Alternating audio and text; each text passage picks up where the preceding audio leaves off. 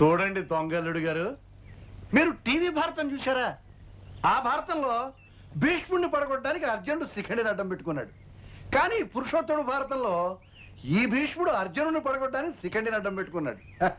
అంటే మీ భాషలో చెప్పాలంటే మీరు ఆడుతున్న దొంగ నాటకాన్ని బయటపెట్టి మీ ఆట కట్టించడానికి మోడ్రన్ శిఖండిని తీసుకొచ్చాను. ఆ శిఖండి రథం మీద వచ్చాడు, ఈ శిఖండి ట్రక్కర్ మీద వచ్చాడు. చూడండి.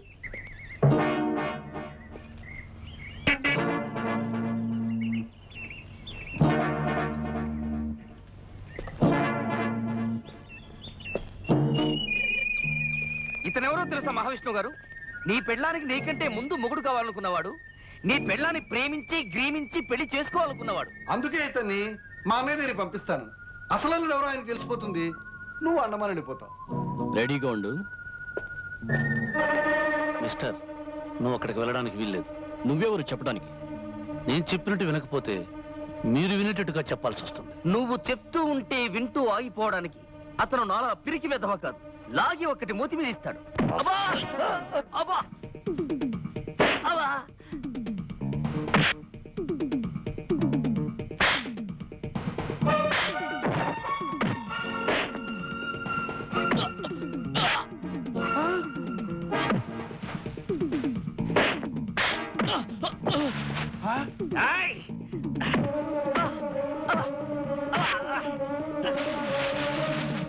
ఈ పరిస్థితుల్లో అన్నయ్య గారిని తీసుకురావడమే మంచిది.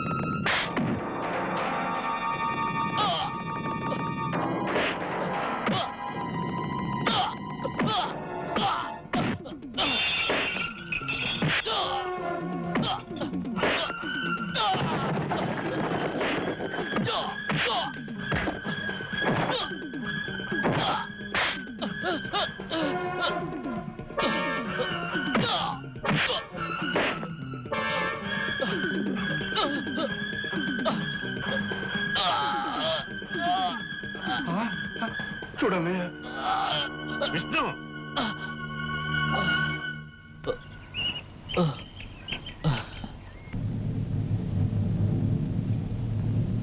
అయితే నా కూతుర్ని ప్రేమించిన మనిషివి, పెళ్లి చేసుకోవాలనుకున్న మనిషివి నువ్వన్న మాట.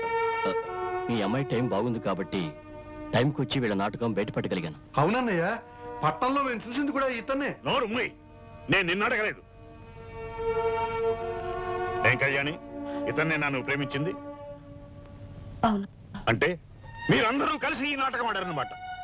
ఎరా ఆనంద్, అనాథమైన నిన్ను ఆత్మీయుడిగా చేరదీసి పెంచినందుకు. అది కాదు బాబాయ్ గారు, ఎన్నో ఆశలు పెట్టుకుని ఇక్కడికి వచ్చిన మిమ్మల్ని బాధ పెట్టడం ఇష్టం లేక.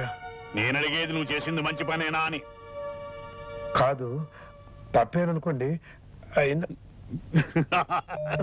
తప్పేమిట్రా, నువ్వు చేసింది చాలా మంచి పని, అందుకు నిన్ను అభినందిస్తున్నాను. మీరు ఈ నాటకం ఆడకపోతే నాకింత మంచి అల్లుడు దొరికేవాడు కాదు. ప్రేమ కంటే కేవలం డబ్బుకే విలువనిచ్చి ఇలాంటి వెధవనిచ్చి నా బంగారు తల్లి తప్పించుకోగలిగేది కాదు. Don't talk, leave this place.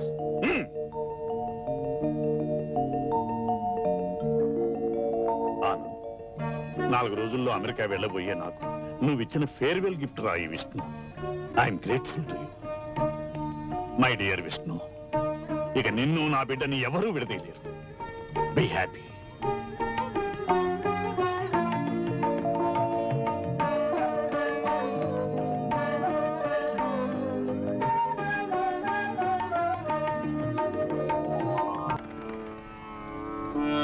భగవంతుడా, నా జీవితంలోకి నాటకం అడ్డానికి అడుగుపెట్టిన ఆ విష్ణు మనసును అర్థం చేసుకున్నాను. అతను చేయి అందుకుని బ్రతుకంతా నడవాలనుకుంటున్నాను.